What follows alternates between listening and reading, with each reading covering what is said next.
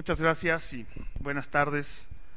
Una vez más agradezco al Buzón Ciudadano la invitación a estar con ustedes y pues como lo prometido es deuda, veo que algunos no estuvieron la vez pasada, los ponemos en antecedentes. Hace un par de meses tuvimos aquí una plática sobre la trayectoria de Juárez y como toda plática general quedaron un montón de temas pendientes y uno de los que más llamó la atención, sobre los que más se preguntó, fue justamente el Tratado Maclean-Ocampo. El Tratado Maclean-Ocampo, al que definimos como el punto más bajo de la trayectoria política, no solo de Benito Juárez, sino de toda la generación liberal.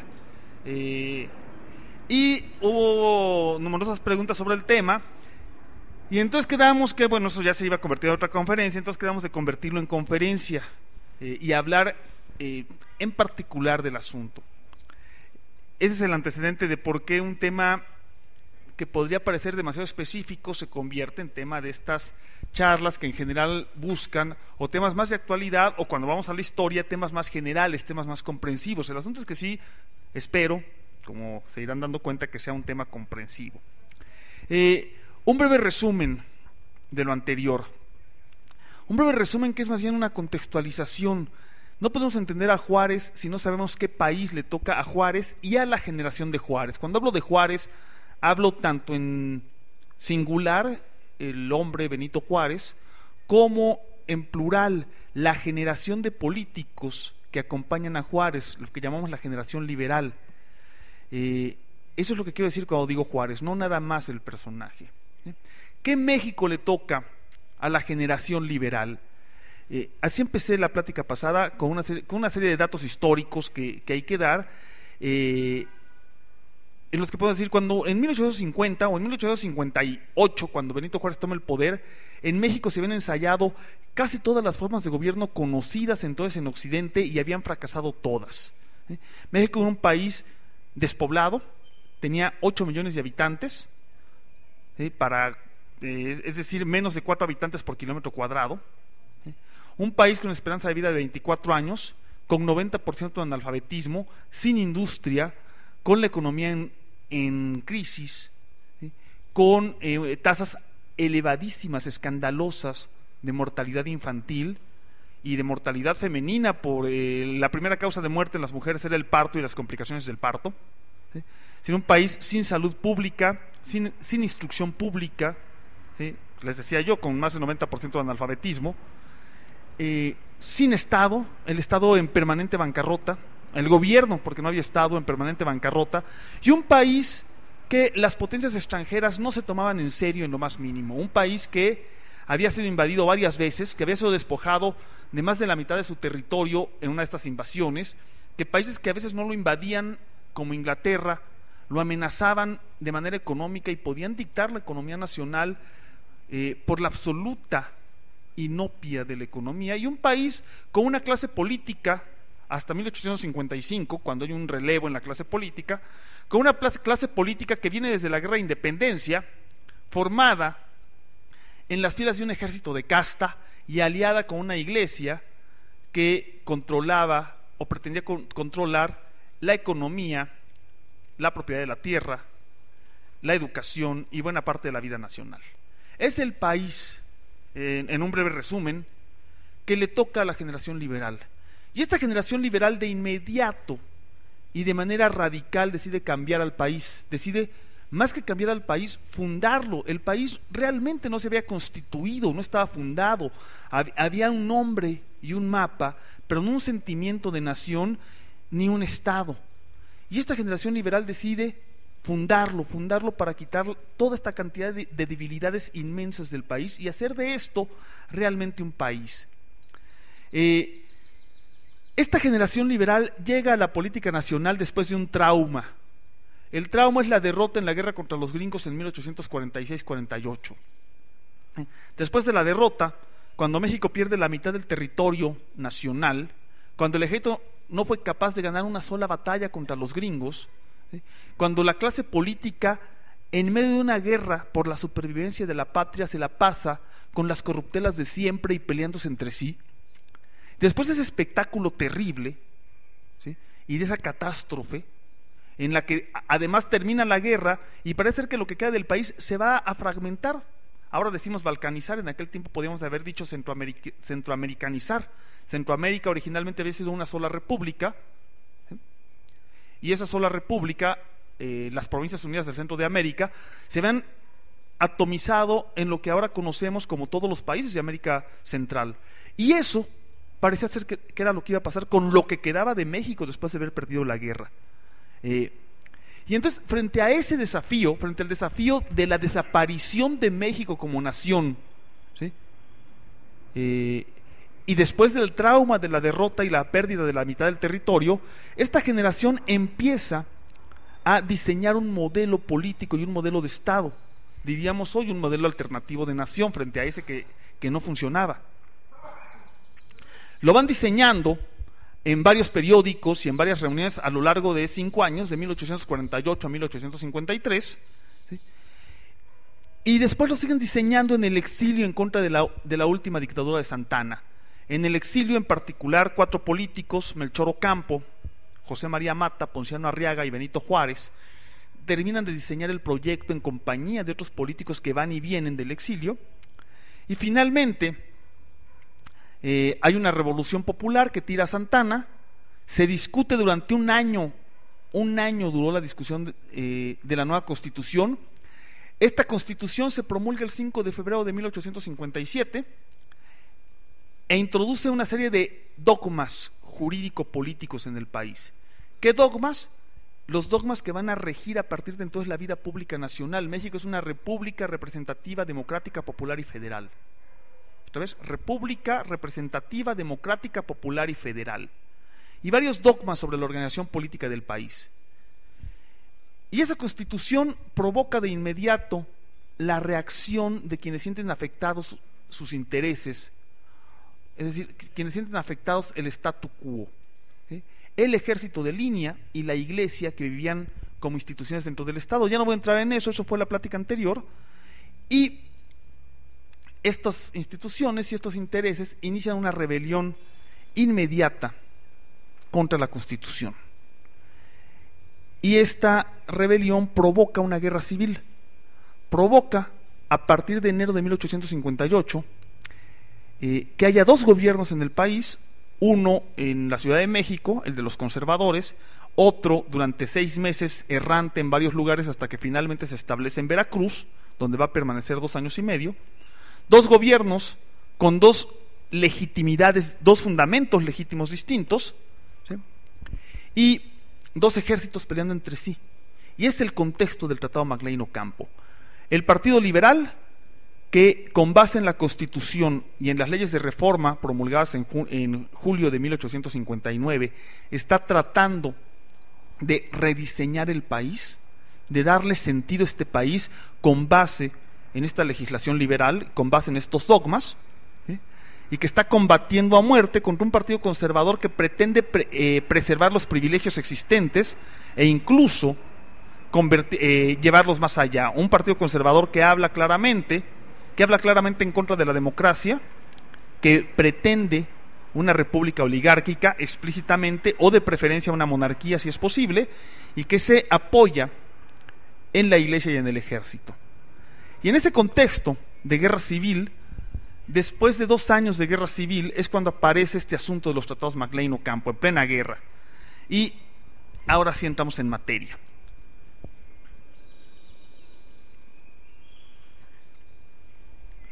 Decíamos que, bueno, ¿por qué los tratados Maclean-Ocampo y por qué Juárez? La figura histórica de Benito Juárez ha sido siempre una figura polémica. No es una figura que sea fácil de aceptar para muchas personas. Es una figura cuya personalidad, cuya actuación han estado siempre rodeados de la discusión. Hablar de Juárez es invocar la discusión nacional. Para algunos Juárez es la mayor figura de la historia de México, pero no para todos. Para muchos mexicanos, Juárez ha sido permanentemente atacado y desechan las virtudes heroicas que le da la historia oficial. ¿sí? Estas virtudes de constructor de la patria. Y aquí hay un problema con la historia oficial de Juárez, la historia que hace de Juárez el gran salvador de la patria. Primero, el primer problema con eso es que ningún personaje histórico, ningún ser humano reúne en su persona las cualidades extraordinarias que la historia oficial de tiempos del PRI le achaca a los llamados héroes, ¿sí? No hay forma de que los héroes sean esas personas de los libros de texto de primaria de hace 30 años, ¿sí? Intachables, incorruptibles en todo momento, incorruptibles en sentido estricto sí, pero no intachables, no perfectos, no puros, ¿sí? No hay figura histórica, porque no hay ser humano que pueda reunir esas cualidades que se les atribuían a los libros de texto, ¿sí?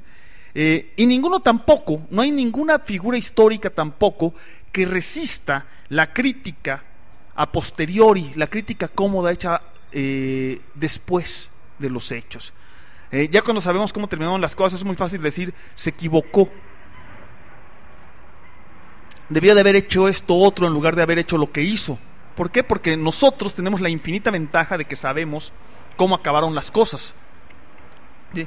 Los hombres que están actuando en su momento no saben a dónde van a llevar las decisiones que están tomando. Entonces es bien fácil criticar a posteriori. Y el inicio de la crítica contra Juárez es esta crítica a posteriori que inicia un historiador llamado Francisco Bulnes, para quien Juárez, en el momento en que toma el poder en 1858, era un oscuro político de provincia, lento, moderado, oportunista, no muy inteligente, llegado a la cumbre por la protección del presidente en turno, Ignacio Comonfort, y a la presidencia por una serie de casualidades imprevistas. Y esto, que podría ser cierto, aunque tendríamos que matizarlo, ¿sí? Aunque abstrae a Juárez de su tiempo y su circunstancia, esto es aderezado en la crítica de Bulnes por una serie de acusaciones de traición a la patria.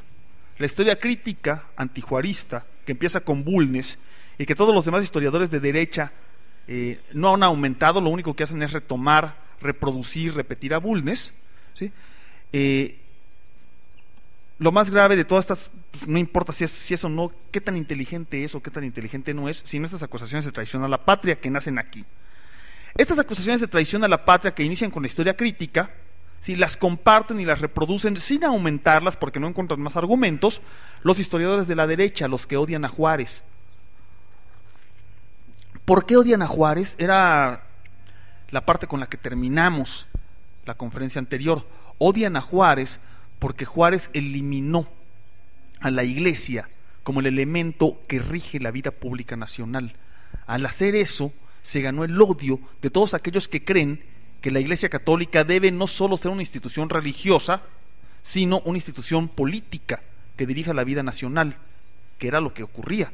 Al eliminar a la Iglesia, al quitarle a la Iglesia el control de la educación, porque la tenía, de la salud pública y de las estadísticas vitales y de las elecciones, al quitarle a la Iglesia el control de todas esas cosas, la sacan de la vida pública, la convierten ya no en un factor, en el factor fundamental de la vida pública, sino en una institución más, ¿sí? Como muchas otras, y eso hizo que mucha gente que considera que la Iglesia debe regir la vida nacional odiara profundamente a Juárez. Y estos hombres que odian a Juárez reproducen las acusaciones.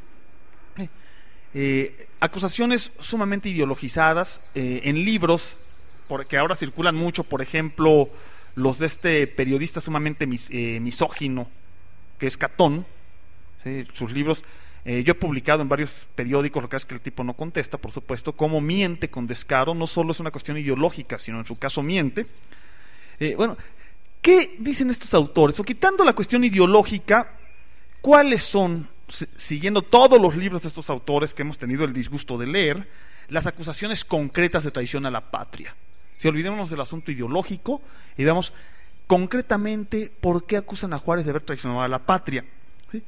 Se acusa a Juárez de varias cosas. Primera acusación concreta, y vamos a las acusaciones concretas contra Juárez, de haber solicitado al gobierno de Estados Unidos que un general yanqui viniera a mandar al ejército de la República en la guerra contra los franceses. Primera acusación. Esta acusación la vamos a llamar el asunto del generalísimo yanqui. ¿Sí? Aquí digo yanqui expresamente porque en aquel tiempo estaba Estados Unidos terminando su guerra civil, que la dividió en yanquis y confederados. Entonces, decir yanqui no es cualquier general norteamericano, es un general del ejército de la Unión. Entonces, el asunto del generalísimo yanqui. Segunda acusación concreta: haber ofrecido parte del territorio nacional a los Estados Unidos. ¿Qué parte? Ahorita vamos a ver qué parte. Haber ofrecido parte del territorio nacional a los Estados Unidos a cambio de su ayuda material en la lucha contra conservadores y luego contra los franceses. Esto lo vamos a llamar el asunto de la cesión del territorio. Tercera acusación concreta: haber alentado o permitido o pedido que fuerzas de la Marina de Estados Unidos intervinieran directamente en nuestras contiendas internas, capturando la Marina gringa una escuadrilla fletada por el jefe conservador Miguel Miramón en La Habana, ¿sí? Y que fue capturada por los Estados Unidos. Entonces, tercer asunto, el asunto de la escuadrilla, o lo vamos a llamar el incidente de Antón Lizardo, porque esta escuadrilla de Miramón fue capturada en Antón Lizardo, Veracruz. ¿Sí? Y finalmente, cuarta acusación concreta, ¿sí?, la de haber firmado con los Estados Unidos un tratado que para todo fin práctico convertía a México en protectorado de los Estados Unidos, es decir, le cedía a los Estados Unidos asuntos tan graves como la defensa de la patria. Eso es un protectorado, ¿sí? Recapitulando: haberle ofrecido a un general yanqui el mando del ejército de la República, haber pretendido ceder parte del territorio nacional a los yanquis, haber permitido que fuerzas norteamericanas, particularmente de la Marina, intervinieran directamente en nuestros asuntos, y haber firmado un tratado que convertía a México en protectorado de los Estados Unidos. Esas son las cuatro acusaciones concretas que hacen los historiadores de la derecha contra Juárez. Ahora bien, ¿cuál es el fundamento de estas cuatro acusaciones? De las dos primeras, absolutamente ninguna. No hay ningún documento, carta, comentario, fuente reservada, Wikileaks de la época, que nos permita pensar en ningún momento ninguna de estas dos cosas, ¿sí? Es decir, jamás, y de hecho hay documentos que muestran lo contrario. Hay un famoso brindis de Benito Juárez en Chihuahua, en diciembre de 1866, en el que rechaza explícitamente cualquier posible injerencia de Estados Unidos en la guerra contra los franceses, aunque hubieran ya los gringos acabado la guerra. Hay quien le sugiere a Juárez que lo haga, y hay rechazos explícitos de Juárez al respecto. El segundo, el de la cesión de territorio, en ningún lado es posible encontrar nada parecido, ¿sí? El tercero tiene parte de realidad, ¿sí?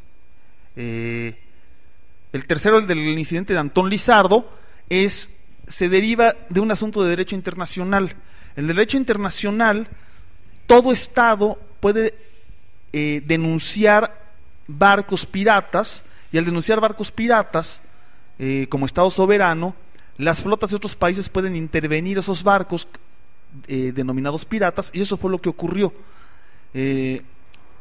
Después se hizo un juicio en Estados Unidos, y los propios jueces de Estados Unidos obligaron al gobierno de Estados Unidos a indemnizar a los españoles que habían prestado los barcos a Miramón, porque no eran barcos piratas.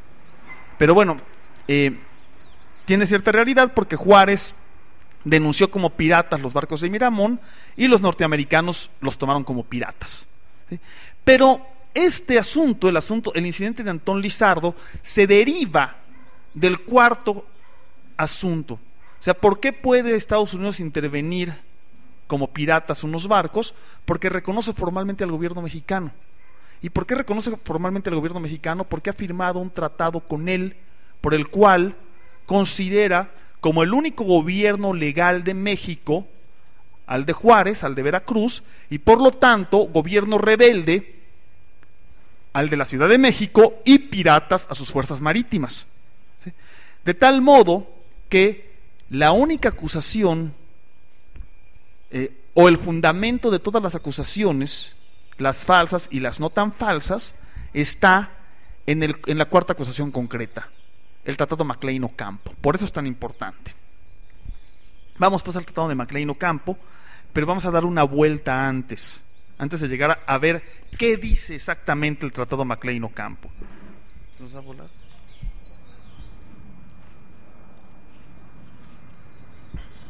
¿Qué vuelta vamos a dar? Vamos a hablar un poquito de la situación internacional de la situación internacional y de las relaciones internacionales de México en ese momento. Y antes de ver eso, hay que decir una cosa. Para hablar del Tratado Maclean-Ocampo hay que coincidir con el mayor biógrafo de Benito Juárez del siglo antepasado, bueno, pasado, porque es de hace 100 años el libro, don Justo Sierra.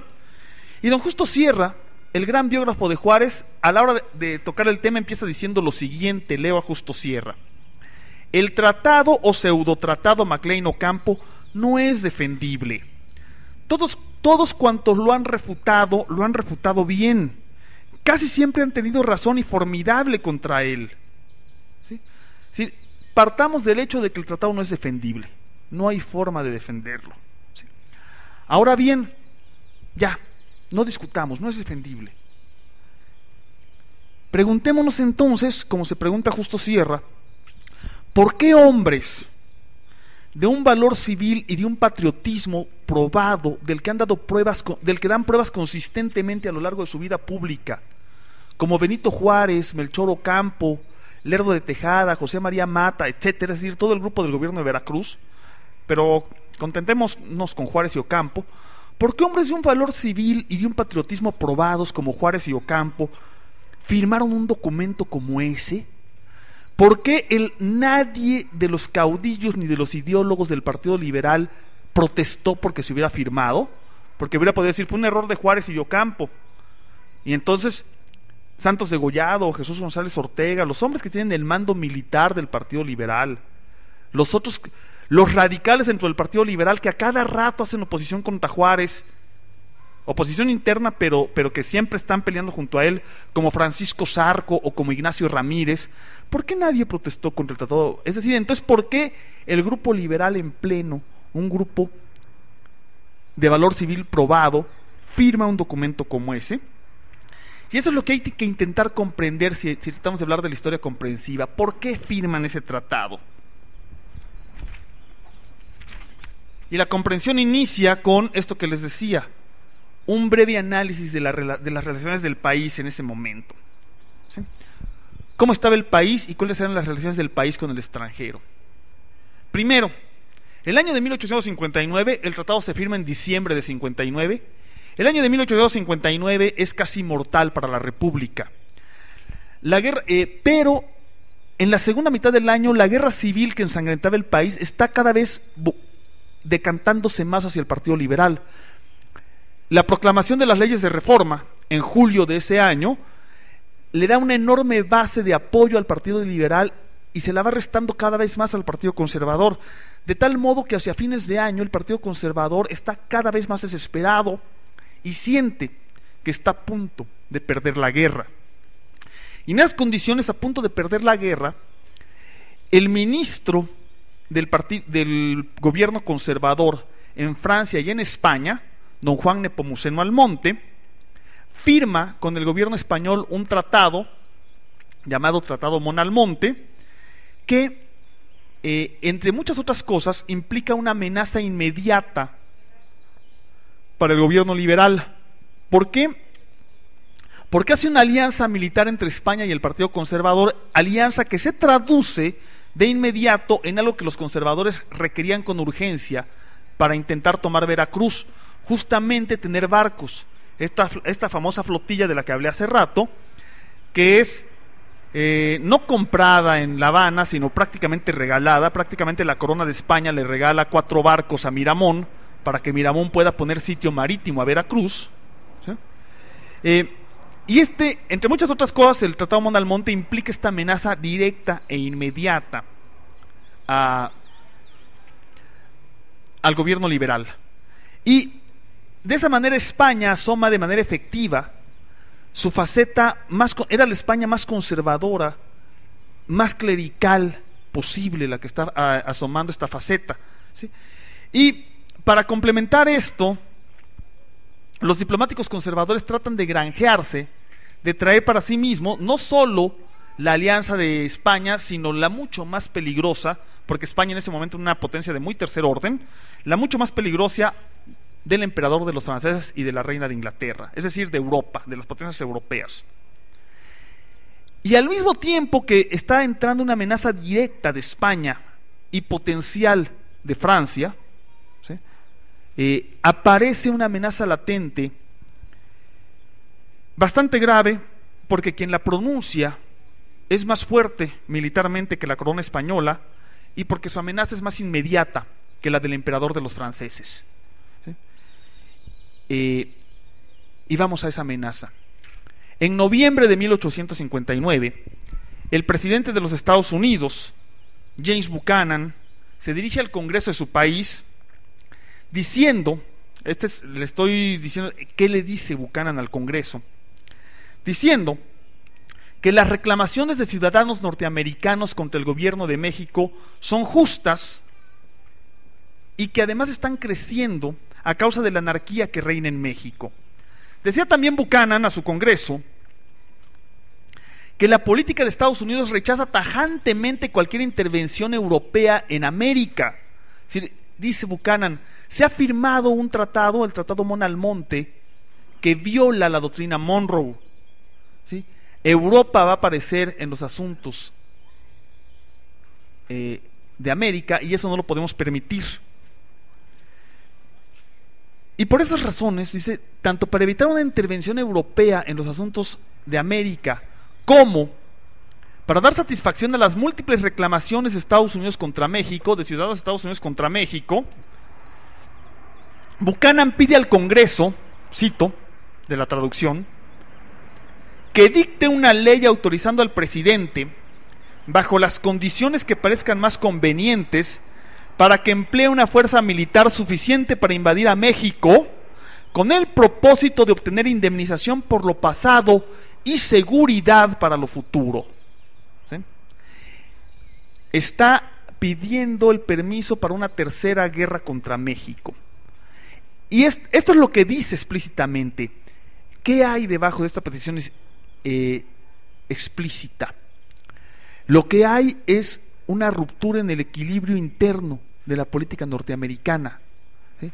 Los Estados Unidos tenían 20 años más o menos en una crisis política interna muy fuerte en torno al asunto de la esclavitud, ¿sí?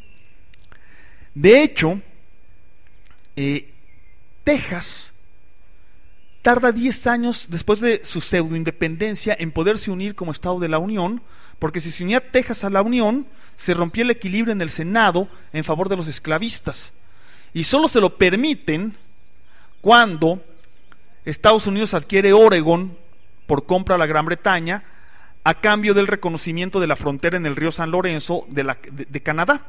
Si Estados Unidos no va a reclamar nada al norte del río San Lorenzo y a partir de ahí Canadá se convierte claramente en un dominio británico, ¿sí? Así se va a llamar el dominio del Canadá, y a cambio de eso Inglaterra le cede Oregón a los Estados Unidos y entonces Oregón entra como estado del lado de los unionistas, del lado de los antiesclavistas, y Texas por fin puede incorporarse como estado esclavista y se preserva el equilibrio dentro del Senado gringo. El problema es que después de la guerra contra México se había considerado también que de los dos inmensos territorios arrebatados con la nueva guerra, Nuevo México y California, en algún momento dado, pero se pensaba que iba a tardar mucho, que eran territorios que iban a tardar mucho en tener el nivel de población para convertirse en estados, Nuevo México sería esclavista y California antiesclavista. El problema es que con la fiebre del oro, California se pobló muy rápido, y muy rápido rebasó holgadamente los requisitos pedidos por la Constitución gringa para convertirse en estado, ¿sí? Y entonces llega un momento en el que no es posible seguir negando la incorporación de California como Estado de la Unión, salvo, y entonces, porque los californianos empiezan entonces a amenazar con separarse de Estados Unidos y formar un país distinto, ¿sí? Y California tiene el tamaño, la riqueza y la población suficientes, y además está bien lejos de Estados Unidos, está separado del resto de Estados Unidos por los inmensos territorios de las praderas, donde no hay ni ferrocarriles ni caminos, y solo hay comanches, apaches y otros grupos a los que luego se encargarían los gringos de exterminar en un genocidio al que no se le ha dado la importancia que tiene, un auténtico genocidio, ¿sí? Sí, California no está pegada a Estados Unidos, California está bien lejos de Estados Unidos, aunque en el mapa sea parte y no haya diferencia, ¿no? Entonces, ante la amenaza de California de separarse, tienen que reconocerla como Estado, y el reconocimiento de California rompe el equilibrio en el Senado.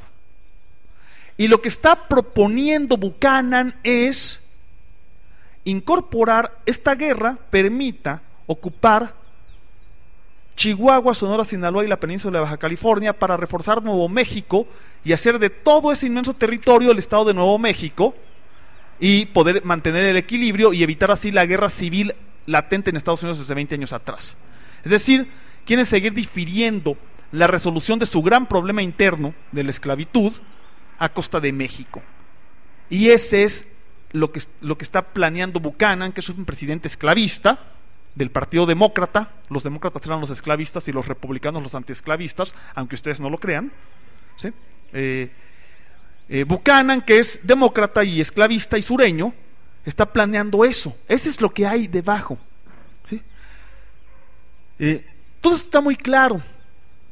En Estados Unidos hay dos políticos mexicanos de altísimo nivel, Miguel Lerdo de Tejada y José María Mata, que están enterados de todas las políticas y manejos internos de la política gringa, y que reciben el apoyo y que están en negociaciones con un grupo de senadores republicanos que se oponen a la anexión por varias razones de peso que tienen que ver con por lo que después el Senado gringo no aprobó el Tratado McLean-Ocampo. Una razón es, primero, que no se puede seguir difiriendo la resolución del asunto. La otra es que consideran que debe haber una frontera natural entre la América española, hispana, católica, y la América anglosajona protestante, ¿sí? Dicen, hay una frontera que debe establecerse, una frontera cultural que debe convertirse en una frontera natural, y creemos que esa frontera natural ya la tenemos. Si no, si seguimos con una política expansionista dentro de nuestro propio territorio, ¿dónde vamos a parar? ¿Sí? El argumento era también los territorios que ya le arrebatamos a México eran territorios despoblados, pero Chihuahua y Sinaloa no son territorios despoblados, son territorios con una importante población hispana y católica. ¿Sí? Es decir, ¿qué vamos a hacer con esa población hispana y católica que hay ahí? ¿Sí? ¿Dónde va entonces a estar la frontera entre una forma de vida y una cultura y la otra? ¿Sí? ¿O hasta dónde vamos a parar? Entonces el destino de Estados Unidos va a ser una potencia agresiva en permanente guerra con sus vecinos. ¿Sí? Y esa era la razón. Y la otra razón que argumentaban estos senadores era: tenemos además que consolidar lo obtenido. Tenemos inmensos territorios que están en guerra contra los grupos nómadas que no hemos colonizado. Tenemos las inmensas llanuras del Mississippi que no hemos colonizado. Y primero tenemos que enfocar nuestras energías a resolver nuestros problemas internos y a colonizar esas regiones antes que continuar haciéndole la guerra a otros. ¿Sí? O sea, no es que sean razones humanitarias, es que son razones puramente lógicas, si ustedes las siguen. Y estos senadores, encabezados por el senador por Illinois, Abraham Lincoln, están en relación con el embajador de México en Washington, José María Mata, y le dicen: necesitamos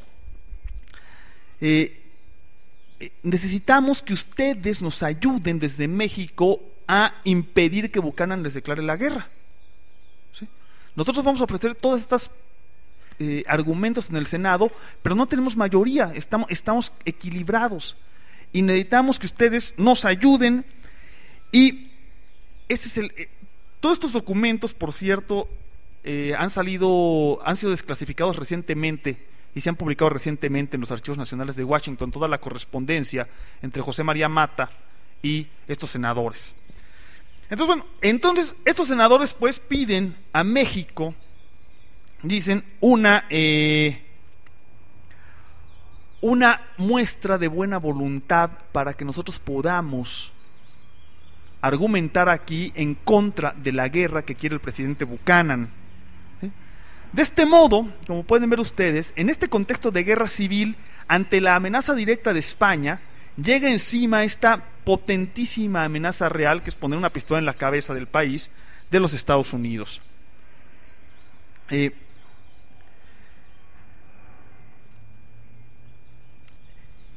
esas condiciones, José María Mata y Miguel Lerdo de Tejada abandonan Washington y vienen a Veracruz, y llegan a Veracruz casi al mismo tiempo que un enviado especial del presidente Buchanan, ¿sí? Enviado para ver, igual que lo habían hecho en 1846, para ver si consiguen por la buena lo que quieren conseguir por la mala. Sí, también en 1846 y desde antes, los Estados Unidos le habían pedido al gobierno de México pues que les cediera California y Nuevo México, por la buena, que se los vendiera. ¿Sí? A todos aquellos que creen, pero esa es otra conferencia, que Santana vendió esa mitad del territorio, no es cierto. Santana hizo lo que buenamente pudo.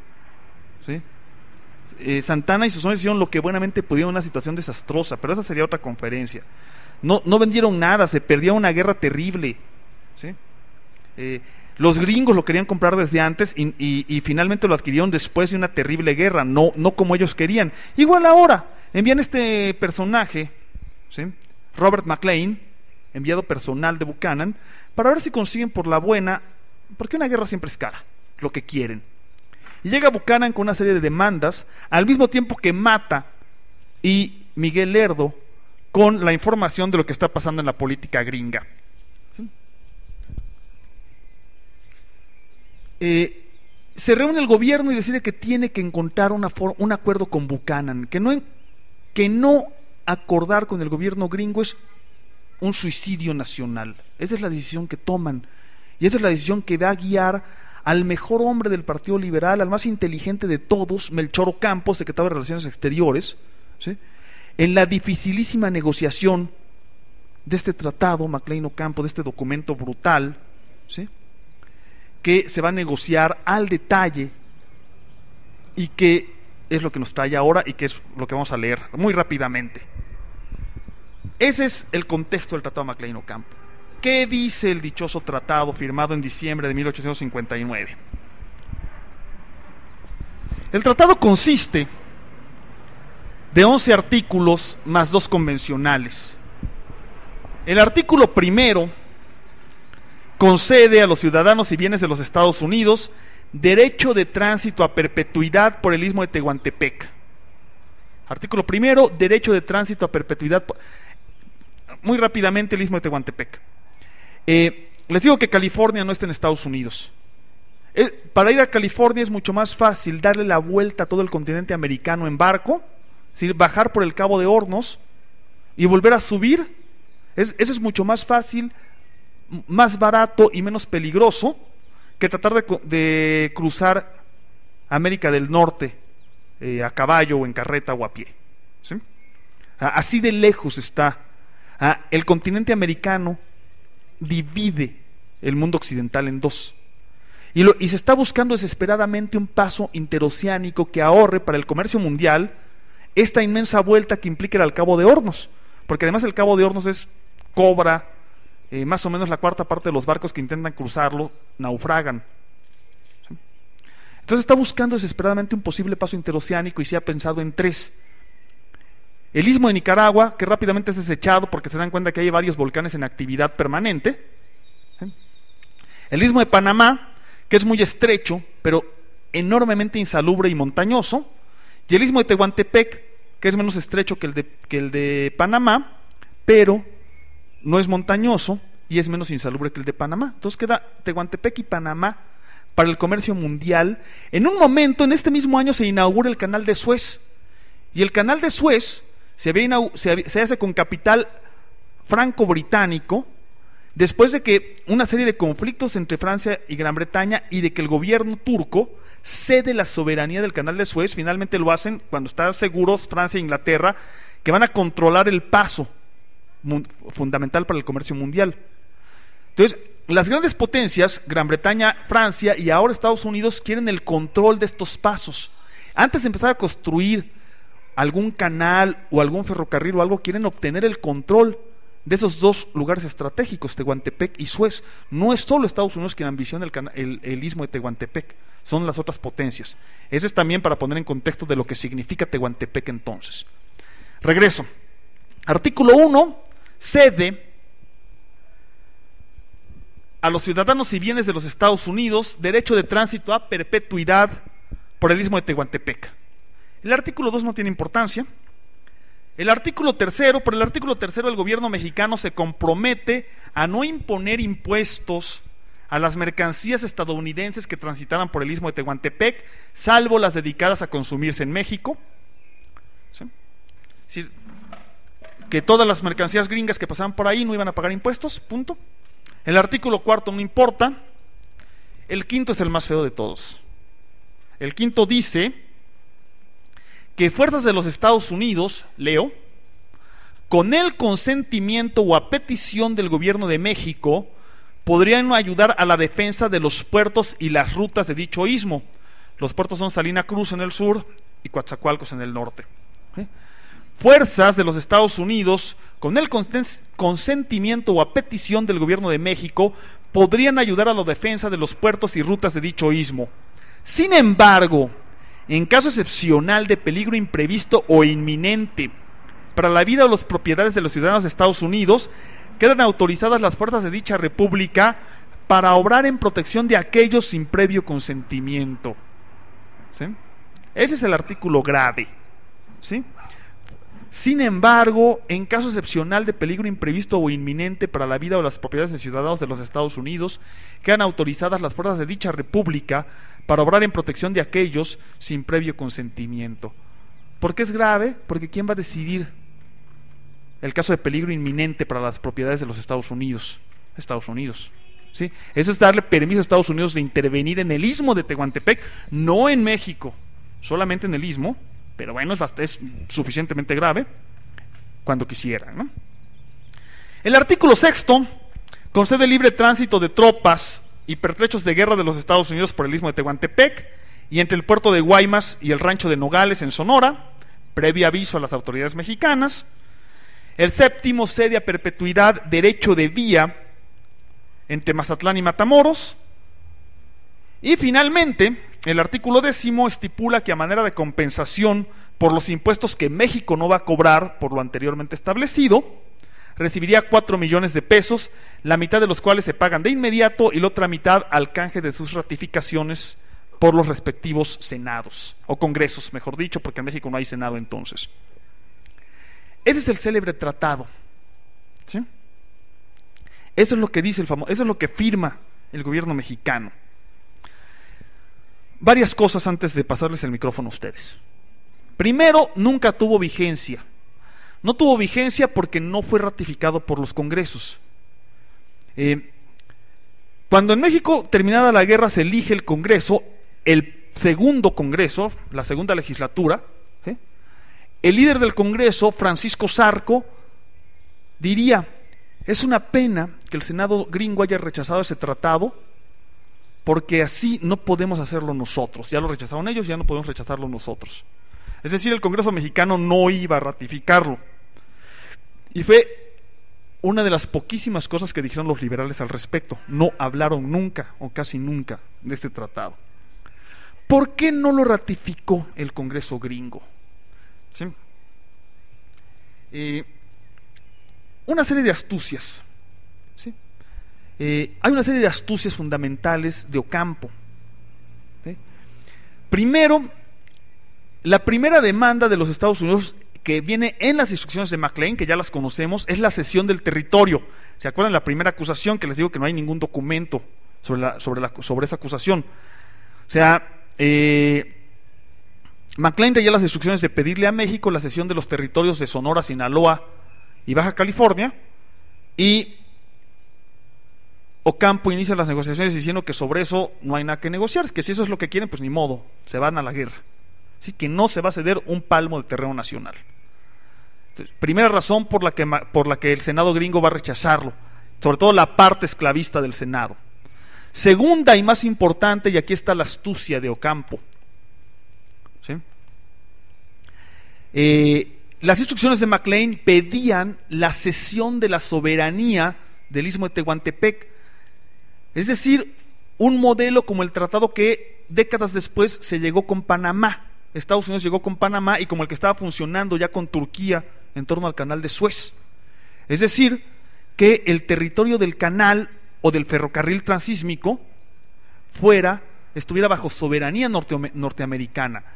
Y lo que hace México es conceder derecho de vía, que es una cosa muy distinta.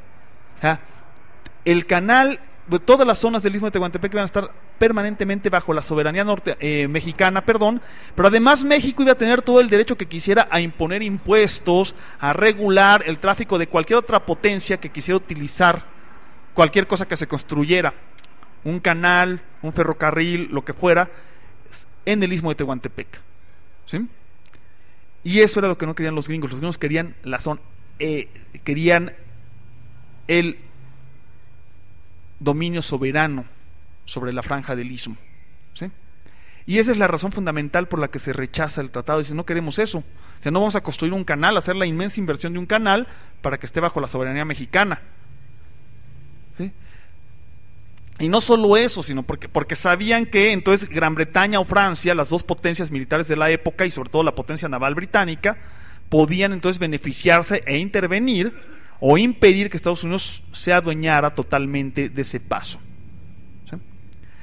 Esto, ahora bien, dicho esto no justifica la firma del tratado, menos aún leyendo esa parte gravísima del artículo 5. Esto lo que nos muestra es la última astucia por el estilo. Hay un montón de astucias en la época anterior entre las demás invasiones, astucias en las que se piensa salvar lo más sacrificando lo menos. La época de Santa Anna está plagada de este tipo de cosas. Los tratados internacionales de la época que firman los países pequeños con Gran Bretaña, Estados Unidos o Francia, ¿sí?, son de este tipo todos, ¿sí? La impresión que tenemos, en virtud de que Juárez nunca habla del tratado McLean-Ocampo, nadie de ellos habla, es obvio que se avergüenzan de ello, está claro que lo hicieron y que se dieron cuenta de que eso no se podía hacer, de que la salida no era esa, ¿sí? de que si realmente su objetivo era convertir a México en un país soberano, el tiempo de las astucias había pasado, había llegado, como llegaría inmediatamente después, el tiempo de la defensa intransigente de la soberanía, ¿sí?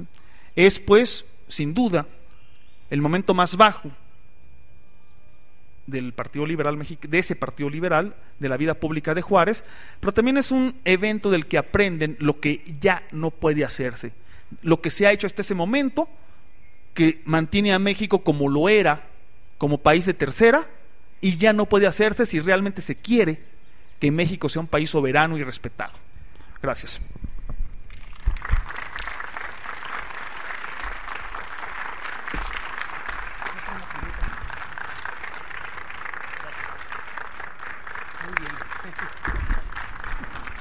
Bueno, iniciamos como solemos hacerlo, las preguntas sobre el tema, sí, sobre lo que acabamos de escuchar.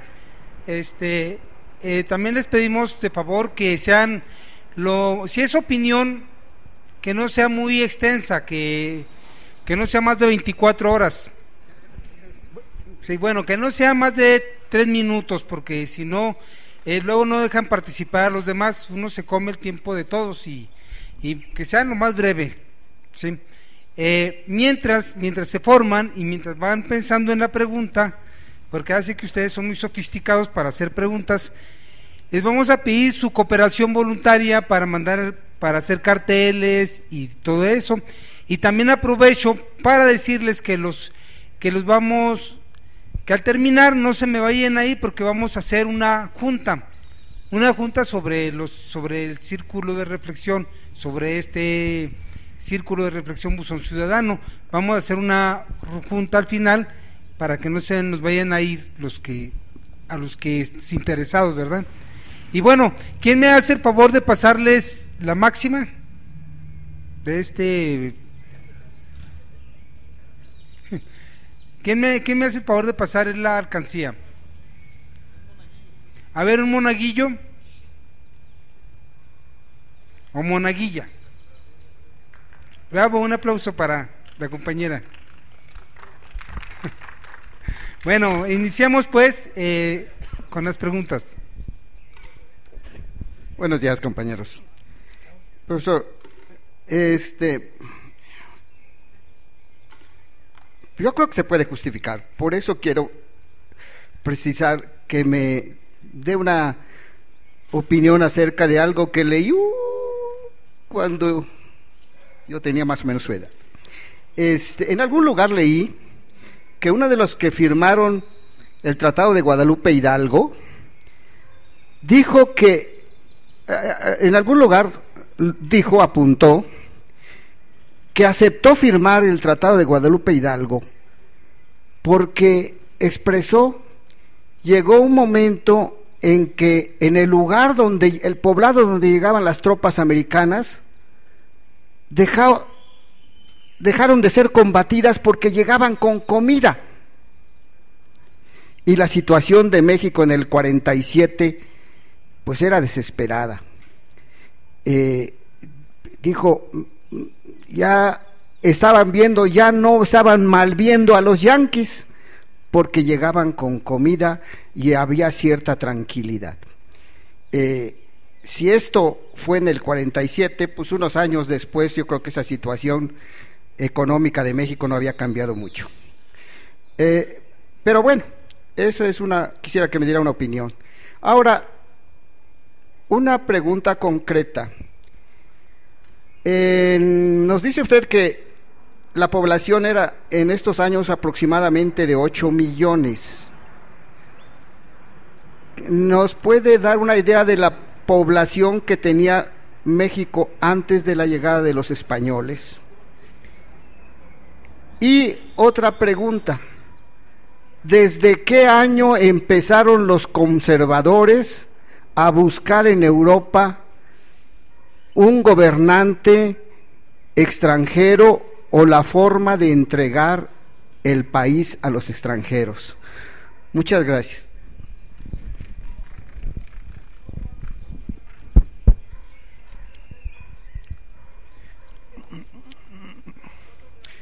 Buenas tardes. Antes que nada agradecerle aquí al profesor Salmerón, pues que volvió a estar aquí con nosotros y cumplió el compromiso que tenía con nosotros, ¿no? De hablar sobre este pasaje tan importante, ¿no? Considero que el tema que se tocó ahora es de suma importancia y de actualidad, debido a que cada vez más se está perdiendo la soberanía del país ante el vecino, cada vez más agresivo en todos sentidos, ¿no? Creo que eso lo estamos viviendo en carne propia, en el sentido económico, cultural, ideológico. Entonces creo que esto nos viene a revivir toda una problemática que pues está día con día sufriendo, pues no nada más el país, sino todo en sí, la gente, ¿no? Y que también retomamos esto ante un problema que, pues, como se ha dicho en otras ocasiones, ¿no?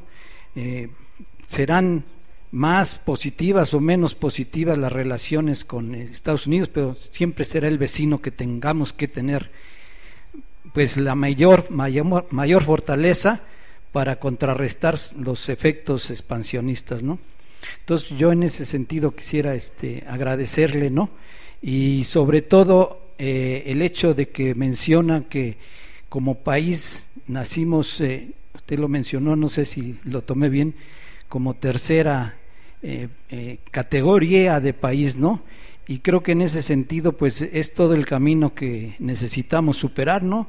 Ya que somos de los países más grandes, tanto en territorio como en población, ¿no? Como que no tenemos históricamente derecho a jugar un papel secundario en toda esta problemática de intereses a nivel internacional que estamos viviendo y que se sigue viviendo, ¿no?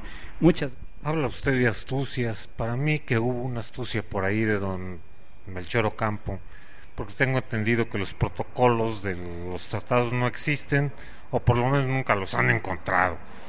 Entonces, para mí, sí hubo por ahí alguna astucia de don Melchor, donde quizás hayan insinuado que sí se iban a negociar los territorios, y a la hora de la hora les pintaron un violín por la ventana y nunca los negociaron, porque eso sí es histórico, no hay ninguna negociación de territorio bueno, ni en el tratado ya como punto final, ni en las conversaciones. O sea, no es más, se les hizo ver que el gobierno de Santana había caído precisamente por la venta de la mesilla, ¿no? Entonces nunca hubo, pero para mí que sí hubo la insinuación, o por lo menos les tendieron el garlito, les tendieron el lazo y aquellos se embarcaron, ¿no? Esa es una. La otra, que no citó usted a la hora de leer el libro, bueno, el tratado o el resumen, entiendo que sea resumen, es que también abarcaba un capítulo de libre comercio y otro de asistencia mutua de defensa, y fue otro de los factores que influyeron para la no aceptación, la no ratificación de ese tratado por parte de los Estados Unidos. Ahora bien, cuando yo leí un libro por ahí de doña Patricia Galeana, del Maclean Ocampo, y según su opinión, o no sé de dónde lo habrá sacado, habrá testimonios, no lo sé, dice que don Benito sí estaba, o sea, ya después, cuando el Senado de Estados Unidos rechaza la ratificación, que don Benito sí estaba dispuesto a firmarlo, pero pues por los hechos como que yo no le veo muchas ganas al señor, como que no le vi muchas ganas a don Benito de firmarlo, y ya después se hizo loco y nunca quiso siquiera volver a entrar en negociaciones, ¿no? Ya la guerra ya se había volteado, ya el curso de la guerra ya era otro, en fin, ya había muchos motivos para no ratificarlo y ni siquiera renegociarlo, ¿no? Bueno, eso es todo.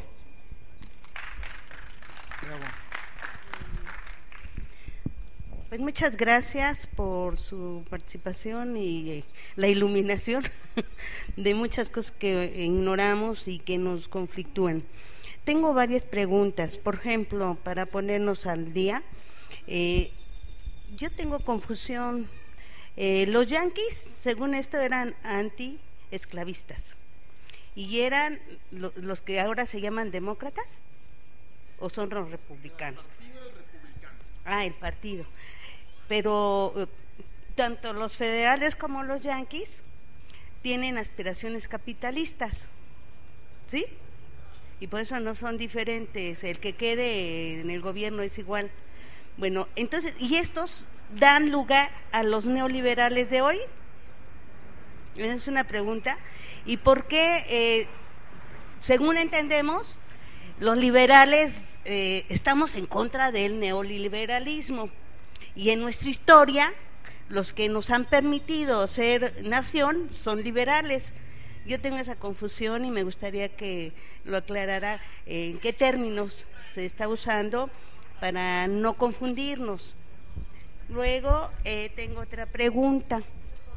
Yo creo que fue un proceso de gran estrategia esta propuesta del Tratado Maclean Ocampo. ¿Por qué? La primera, pues como todos los países que pretenden liberarse de un yugo, van en contra de lo que dominaba, siendo Estados Unidos un país colonizador y que estaba atacando a los nativos, pues era importante ser reconocidos por ellos, y en primera instancia yo creo que se formuló este tratado con la esperanza de en un segundo momento primero para que dijeran que sí y fueran reconocidos como señaló. Después, en la operación, ya empezaron a presentarse obstáculos para que vieran que no, pero ya el objetivo central de ser reconocidos como un país naciente soberano se había dado. Y como estaba organizándose la nueva nación con Juárez, pues este objetivo se logró. Y luego pues ya entraba la inteligencia de Ocampo para que se desistieran o crear conflictos para que esto no se llegara a ser oficial. Entonces yo creo que con esto no hay tal ofensa ni traición de Juárez, sino que no alcanzamos a tener suficiente inteligencia para, ya estoy por terminar, para que se le considerara traidor, tanto que hasta la fecha Calderón lo considera una persona de mucho peligro a las ideas de Juárez. Gracias. Gracias. Buenas tardes, pues muchas gracias por esta presencia y por este grupo, no nada más por Pedro. Y dos preguntas. La primera es, ¿por qué si las acusaciones 1 y 2 no tienen ningún fundamento, si no se ha encontrado ninguna prueba, por qué se siguen sosteniendo? Y otra pregunta que no tiene que ver ya con la historia, sino con los momentos que estamos viviendo. ¿Cómo es que se permite al ejército de Estados Unidos combatir al narco y quién sabe si nada más al narco en territorio mexicano?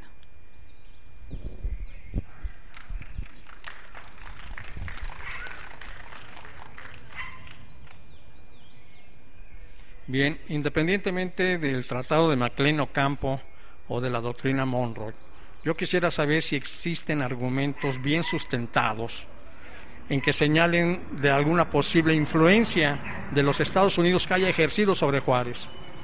Gracias.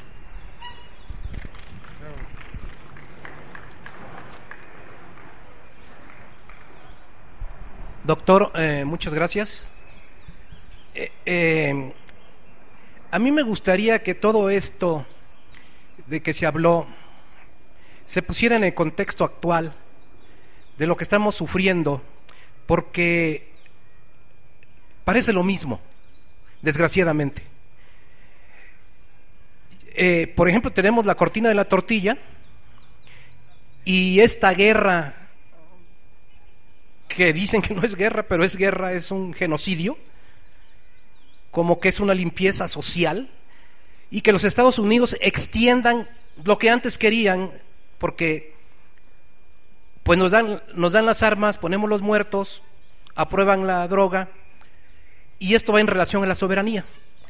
Y en el momento en que México, esperemos que no, pero parece que sí, cayera en un problema de pagos, pues ahí tienen a California, entonces bien cerquita, Mar de Cortés, hacia Tamaulipas, La Dona, y todo esto me parece algo que ahí se está trabajando precisamente para dividir a México y romper esa parte de la soberanía que defendemos los mexicanos, porque pues el destino manifiesto está ahí, la doctrina Monroe está ahí. Las guerras van y las pelean a miles de kilómetros por los recursos naturales, está ahí. México pues es solamente el traspatio. Y sí me gustaría que lo pusiera en contexto. ¿Por qué? Porque tenemos ahora la oportunidad de decir no en la elección reciente que viene, porque es solamente la oportunidad que tenemos de decir no por la regeneración y la Cuarta República. Gracias. Sí, ¿otra más? Bueno, nuevamente yo también agradezco al doctor Salmerón su presencia. Me gustaría que pudiéramos, si pudiera él dirigirse, reflexionar un poquito más. Hay algo que a mí no me queda claro. ¿Por qué el gobierno de Estados Unidos reconoce al gobierno de Benito Juárez si... Yo no sé si estaba ya Buchanan o estaba otro presidente previo, porque en todo caso la simpatía ideológica podría estar más, si Buchanan era esclavista, podría estar mucho más cercano a la posición conservadora. ¿Por qué el gobierno de Estados Unidos entonces reconoce al gobierno de Juárez como el representante? Uno. Dos, yo no sé si en la ocasión anterior usted se haya referido con un poquito más de amplitud, yo me perdí ahorita. ¿Cómo fue que empieza esa guerra interna en donde los conservadores desconocen al gobierno legítimo de Juárez, ¿sí? Y bueno, ¿cómo podemos entender esa ruptura? Una. Dos, creo que valdría la pena hacer una muy pequeña introducción a lo que viene después de los años 60, ¿sí? Porque bueno, ¿qué viene después con la petición de la intervención del ejército y bueno, del imperio francés y todo ello frente a nuestro país, traídos por los conservadores? Tiene, yo creo que un antecedente inmediato en todo esto, en las leyes de reforma que se aprueban a finales de los 50, 59 en concreto. Y bueno, sí me gustaría que hubiera una pequeña introducción para poder pensar en la continuidad de la historia. Gracias, maestro. Bueno, a ver si puedo con todo. Cuando se firman los tratados de Guadalupe Hidalgo, en 1848, de hecho, piensen ustedes que la Ciudad de México cae en manos del ejército de Scott. Qué fecha tan simbólica, el 15 de septiembre de 1847, ¿sí? Después de la batalla de Chapultepec, el día 13, el 14 todavía un intento defensivo del ejército en las garitas, es decir, en las entradas de la ciudad, y el 15 finalmente, el 14 en la noche, lo que queda del ejército se retira a la villa de Guadalupe, que entonces era una población separada de la ciudad, y el 15 entran los gringos y esa noche ondea la bandera de las barras y las estrellas en Palacio Nacional, ¿sí? En septiembre, los tratados se firman hasta febrero del año siguiente, hay largos meses de negociaciones y solamente, y ya el momento final de la negociación, para ese tiempo Santana ya no era presidente, ya lo habían defenestrado, se había ido del país, y eran otros los que estaban al frente de la situación. Y solamente cuando viene la amenaza de traer un nuevo contingente para que avance hacia Querétaro, donde estaba temporalmente la capital de la República, finalmente México acepta el hecho consumado de que la guerra ya se perdió y de que California, Nuevo México y Texas están efectivamente ocupados y ya siendo colonizados por los norteamericanos. Hay un montón de razones para afirmarlas, pero la fundamental es esa, el reconocimiento de que es una guerra de conquista que ya se perdió y que no hay forma de revertir. El ejército mexicano ha sido despedazado, no queda ejército, ¿sí? Entonces, bueno, no tanto, sí hay algunos cambios de actitud en algunas de las poblaciones ocupadas por Estados Unidos. El de Monterrey es muy claro, por ejemplo, ¿no? Pero más allá de eso, se ha resistido con lo que se podía y ya no se puede. Estados Unidos es un país que cuadruplicaba a México en población y que tenía 20 veces más Producto Interno Bruto que México. Y no por una cuestión de organización política, sino por una cuestión de riqueza natural y de muchas otras cosas que también, insisto, sería otra plática. Sobre la demografía histórica y algunas otras cosas que han salido aquí y en otras pláticas y que me gusta decir cada vez que cada vez que tengo oportunidad o que hay que decirlo. Primero, ¿cuántas gentes vivían en el actual territorio mexicano cuando llegaron los españoles? No sabemos porque no hay censos ni formas de contarlos, pero los que hacen demografía histórica y arqueología demográfica y esas cosas han calculado que en el territorio al que ahora llamamos Mesoamérica, es decir, de Honduras hasta el río Lerma, Santiago y hasta el río Pánuco, habría en 1520 entre 12 y 15 millones de habitantes, ¿sí? De 12 a 15 millones de habitantes, y en lo que ahora llamamos Aridoamérica y Oasis América, unos 2 millones más, 2 o 3 millones más, poblaciones nómadas, sociedades muy frágiles nómadas, ¿no? ¿Sí? Es decir, que en el actual territorio mexicano habría en total unos 15 millones de habitantes. ¿Qué pasa? Vienen los españoles y hay un golpe brutal demográfico, ¿sí? El golpe brutal no es por espada ni por bala, sino es un golpe, es un choque biológico devastador, ¿sí? Un choque biológico de tal magnitud que para 1600, es decir, 80 años después de la llegada de los españoles, en el territorio de la Nueva España y los inmensos territorios que no eran propiamente la Nueva España, quedarían aproximadamente 2 millones de indígenas y unos 200,000 españoles. ¿Qué pasa? Este es un colapso demográfico brutal, ¿sí? Un colapso demográfico que se debe fundamentalmente a razones biológicas y de colapso de formas productivas, ¿sí? Crisis, incluso de depresión colectiva, de gente que deja de trabajar, ¿sí? Este es el colapso brutal de la conquista, ¿sí?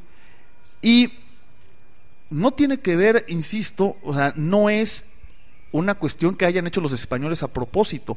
De hecho, en cuanto empieza a verse esto, en cuanto empieza a verse que los indígenas están muriendo literalmente como moscas, ¿sí?, a racimos, es cuando se proclaman, por esas y otras razones, las leyes de Indias, las leyes protectoras de indios. Es una parte de la historia de México y de la historia de España que no nos gusta ver, porque nos encanta pensar que los españoles son los malditos opresores que siempre nos tuvieron con la bota encima, ¿sí? Y no nos gusta ver el significado profundamente humanista de las leyes de Indias y de las leyes de protección a los indígenas, ¿sí? También, insisto, sería otra plática, ¿sí? Y a partir de ahí, biológicamente se alcanza un equilibrio, se alcanza el equilibrio biológico, y a partir del año de 1600 viene una lenta recuperación, de tal modo que en un siglo la población se duplica y llega a 4 millones, ¿sí? Y ahora bien, cuando hablamos de 4 millones para todo el territorio, también estamos hablando de manera desproporcionada. 3,5 millones de esos 4 millones se concentran en los altiplanos centrales y el Bajío, ¿sí? Todas las zonas tropicales están absolutamente vacías, el norte estaba absolutamente vacío, ¿sí? Y seguía estando vacío cuando nos invadieron los gringos, por eso pudieron ocuparlo tan fácil, ¿sí? 4 millones en 1700, 8 millones en 1800, y a partir de ahí, por razones político-económicas, la población de México se estanca durante casi 100 años, ¿sí? En 1800 habíamos alcanzado los 8 millones y se estanca la población hasta, digamos, 1880, cuando se rompe el estancamiento económico, social y político de México, se rompe con el triunfo de la República, ¿sí? Se rompe realmente el estancamiento en 1867, y a partir de ahí empieza un rápido crecimiento en una gran cantidad de aspectos, incluido el demográfico, de tal modo que 30 años después México ha duplicado su población y tiene 16 millones de habitantes. Hablaba de España un poco, y hablaba de España y de las leyes de Indias por una razón. Yo cuando me considero mexicano, y orgullosamente mexicano, y con una poderosísima identidad mexicano, me considero latino, ¿sí? Me considero latino tanto como mesoamericano, y me considero por fuera y por encima español. No español como los españoles actuales, ni como los españoles de antes, ¿sí?, sino hispano como mexicano, ¿sí? Y creo que rechazar nuestra raíz española es tan tajante y tan doloroso como tratar de rechazar nuestra raíz indígena, ¿sí? Y que solo si entendemos que somos dos raíces y dos cosas al mismo tiempo, y que esas dos cosas anteriores crearon una cosa nueva y distinta, que es el ser mexicano y el ser latinoamericano, podemos entender nuestra identidad, una identidad con una doble y riquísima raíz, ¿sí? Y España no es la España de los genocidas, es la España que vino, también es la España de Cervantes, ¿sí?, la España de Motolinía, la España de Sahagún, la España de Vasco de Quiroga, la España de estas leyes de Indias. También es la de Cortés y la de Alvarado, igual que el México prehispánico no es nada más el México idealizado que queremos ver, sino el México de los salvajísimos grupos de dominación militar, que por eso es tan clara México Tenochtitlan cae de manera estrepitosamente fácil, no por el dominio tecnológico, sino porque todos los grupos se alían de inmediato con los españoles. Pero esa es otra historia, sería otra plática. El monarquismo conservador, entonces, tercera cuestión. ¿Cuándo empieza el monarquismo conservador? ¿Desde cuándo los conservadores mexicanos están intentando traer un monarca extranjero a México? Pues desde 1821. Desde que Iturbide plantea la falsa solución a la independencia después de la derrota en el campo de batalla de los ejércitos populares de Hidalgo y Morelos, ¿sí? Iturbide plantea en el plan de Iguala traer un monarca español. Lo que plantea Iturbide en el plan de Iguala es traer a un hijo de Fernando VII o a un príncipe de casa reinante designado por Fernando VII. El problema es que Fernando VII no acepta los tratados de Córdoba, desconoce la independencia de México y se niega a aceptar esta solución. El problema para Iturbide y para ellos, no para México. Y entonces viene una crisis constitucional en la que finalmente Iturbide se impone a sí mismo o imponen a Iturbide como emperador muy brevemente. Pero desde 1821 está esta idea, muy extendida por cierto en las monarquías europeas, la de prestarse príncipes unos a otros, de traer un príncipe de casa reinante, desde 1821 de manera explícita y clara. Luego se refuerza con la famosa Carta Monárquica de Gutiérrez Estrada en 1840, y a partir de ahí queda muy claro, dicen, si la república no funciona, si la democracia no funciona, vamos a hacer de esto una monarquía. ¿Sí? Pero desde el principio es una idea de los conservadores mexicanos. Sobre los tratados MacLean Ocampo, varias cosas sobre los tratados MacLean Ocampo. ¿Por qué a Juárez y no a Miramón? Es muy fácil, porque los conservadores están pensando justamente en voltear a Europa mucho más que a Estados Unidos. ¿Sí? Sea de cual sea la tendencia estadounidense, es lógico que los norteamericanos estén más cerca de Estados Unidos. Perdón, más cerca de los liberales que de los conservadores. Pero también Buchanan envía plenipotenciarios al gobierno de Miramón. ¿Sí? Lo que pasa es que firman, se le adelantan los españoles a los norteamericanos. No existen efectivamente los protocolos de los tratados, es decir, no hay un acta. No hay actas de las pláticas previas entre Ocampo y Buchanan, pero sí hay copia de las instrucciones que le dio Buchanan a MacLean. Sí sabemos lo que quería Buchanan, no sabemos cómo se negoció lo que finalmente salió, pero sí sabemos lo que quería Buchanan.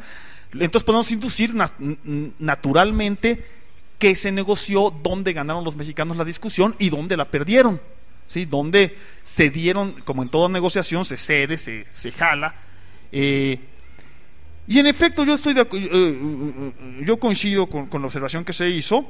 Yo no veo en ningún lado, en ningún documento, en ningún lugar que Juárez haya estado conforme con este tratado. Yo veo todo lo contrario. No le gustó, y tampoco estoy de acuerdo con alguna de las últimas intervenciones, que es una astucia frente a los Estados Unidos ventajosa. No es una astucia demasiado peligrosa. Con los poderosos no hay que ser astuto. Tratar de ser astuto con los poderosos es ponerse permanentemente en riesgo. ¿Sí? Con los poderosos hay que ser firme, ¿sí? No astuto. La astucia se la dejamos a la época de Santana. La época de Santana está plagada de este tipo de astucias y así nos fue. Por eso creo que es la última astucia. Hay que entender correctamente la palabra astucia, no tiene que ver con inteligencia, sino con esta forma de tratar de sacar, de darlo menos para sacarlo más, de tratar de engañar al otro, de jugar. No se puede jugar en ese sentido, ¿no? Y creo que Juárez y los suyos lo entendieron. Y el argumento fundamental es el que también se decía en la intervención. Nunca se buscó renegociar el tratado, nunca se buscó un tratado alterno a ese, nunca se habló de eso. Es decir, que estaban claramente avergonzados y fue un claro momento de debilidad que no se repetiría. En cuanto a las otras cosas del tratado, como algunos aspectos sobre el comercio, sobre la asistencia de defensa, no hacen sino ratificar lo que ya estaba estipulado en el Tratado de Guadalupe Hidalgo, es decir, no son nuevas.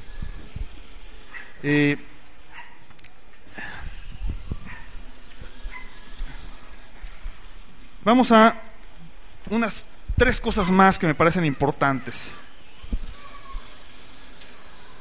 Una tiene que ver con la política gringa y para tratar de entender conceptos. Estados Unidos estaba económicamente dividido en dos modelos de desarrollo.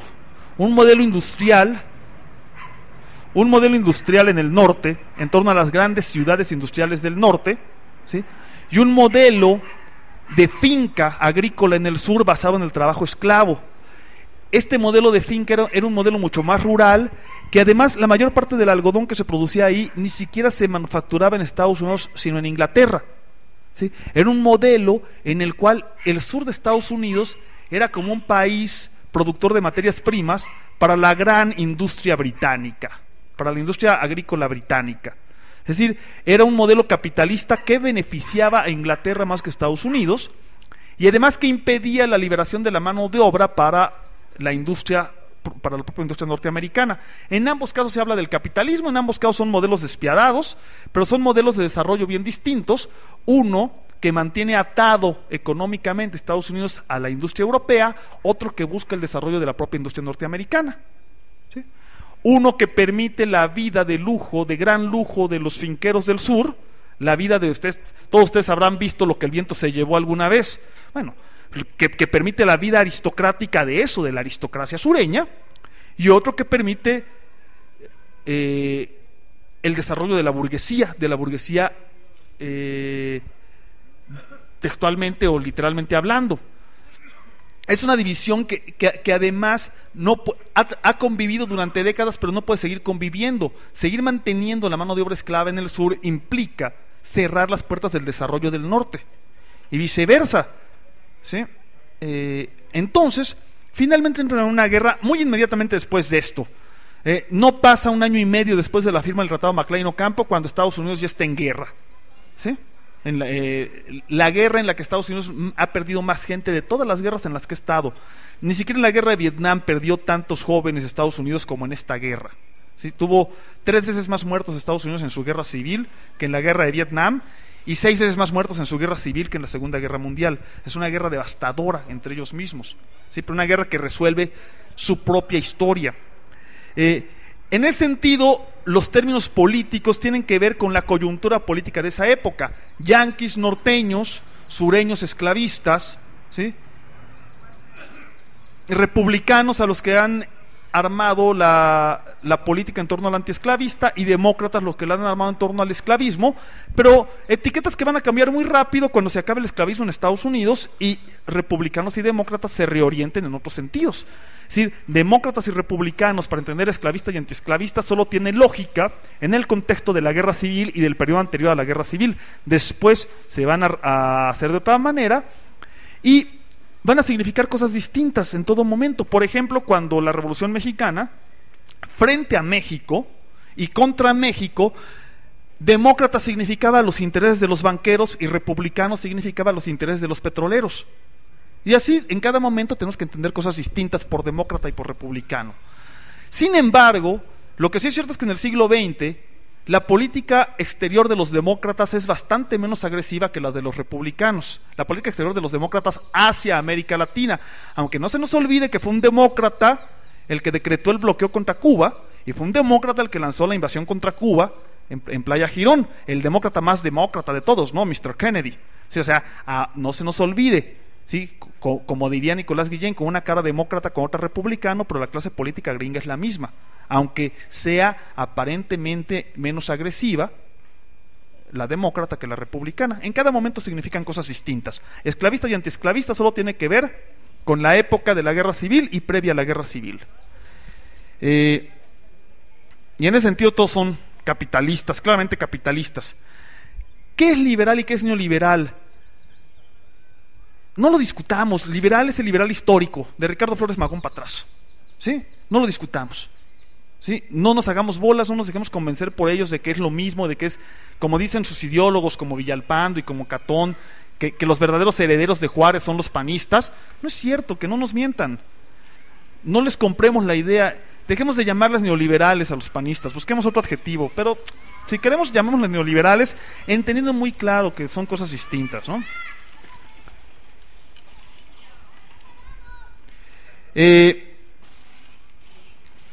Finalmente, llegando más acá, ¿por qué ¿Por qué si nunca han encontrado los historiadores de la derecha argumentos para seguir sosteniendo las mentiras que han sostenido, las siguen sosteniendo? Porque mienten con descaro, porque no les importa la historia sino la ideología, ¿sí? En el libro de Catón, que les recomiendo que no lean, el de Juárez contra Maximiliano, La Roca y el Ensueño, una vacilada así se llama, ¿sí? En el que sostienen estas ideas una y otra vez a lo largo de 600 páginas. Se habla de el hilo negro, la influencia de Estados Unidos, cómo Estados Unidos está vendiendo cómo Juárez está vendiendo la parte de Estados Unidos. Se dice, nunca se argumenta y nunca se prueba nada.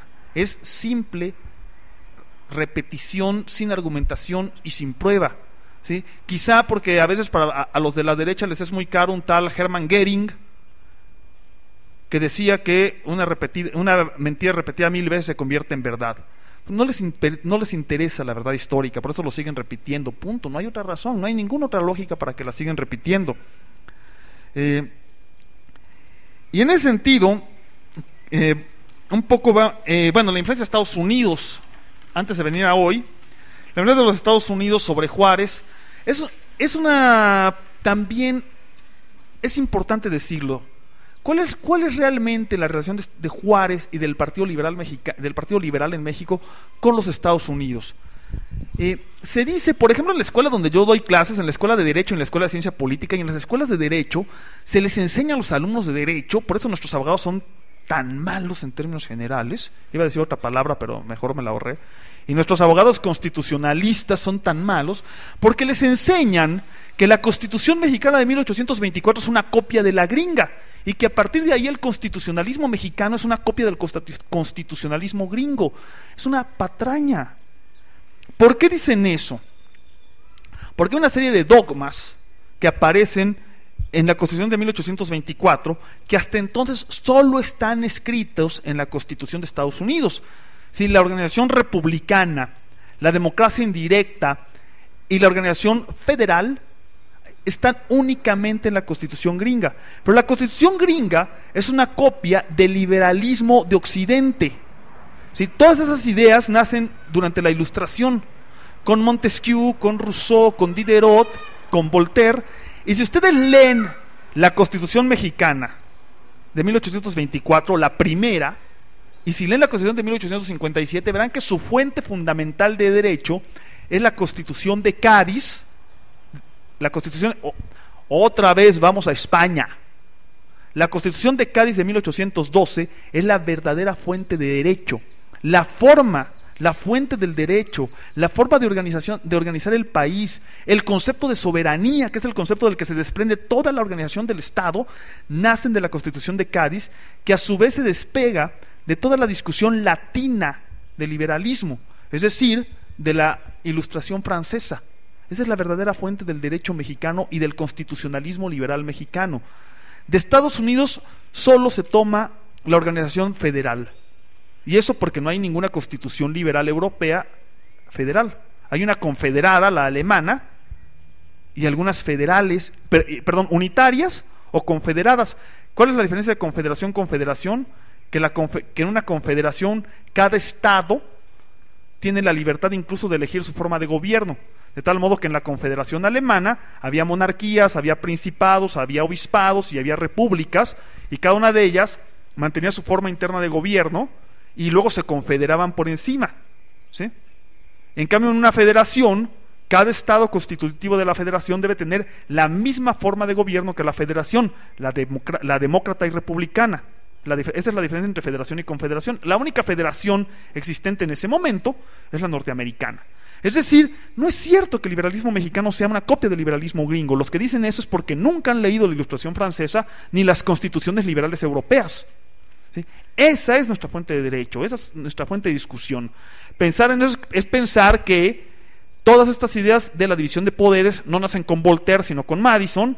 Toda la fundamentación de la división de poderes no es de Montesquieu, sino de Madison.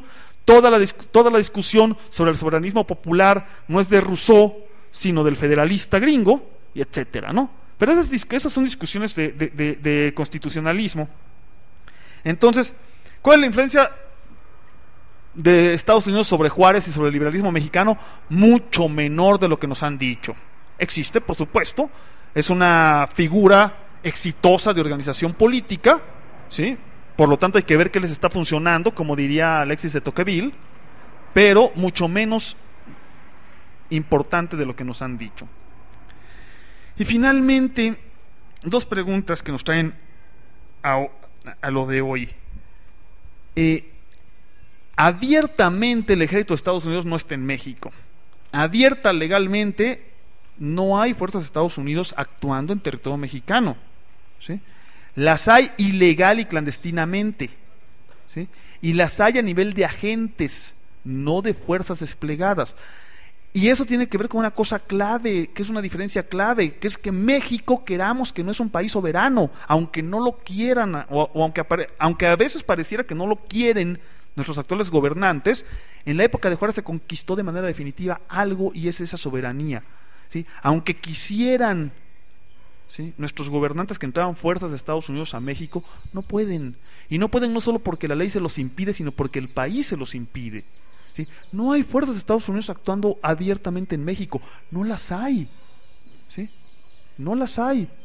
Y aunque sigamos, no nosotros, aunque Felipe Calderón siga los dictados de esta guerra contra las drogas que inventó Richard Nixon hace 40 años, ¿sí?, y los haya empeorado notablemente, ¿sí?, no lo hace con fuerzas norteamericanas, ¿sí? Entonces no están ahí. Y esto tiene que ver con eso. Hay que traer esto al contexto actual. Parece lo mismo, pero no es lo mismo. Aunque tengamos los peores gobernantes, para mí Felipe Calderón es sin duda el peor presidente que hemos tenido desde la Revolución para acá, lo cual es mucho decir, porque hemos tenido algunos muy malos, ¿sí? Aunque tengamos quizá el peor presidente de la época moderna, ¿sí?, el que menos visión de Estado tiene, ¿sí?, el más imbécil, ni aún él puede atentar contra la soberanía de México, porque la soberanía de México no depende del gobierno, depende de nosotros, o no abiertamente, ¿sí?, no descaradamente. Lo tiene que hacer en secreto, a escondidas, clandestinos, y esa es la gran diferencia. No parece lo mismo. En aquel tiempo conquistamos un país y a pesar de todo lo seguimos teniendo. Depende de nosotros que lo sigamos teniendo.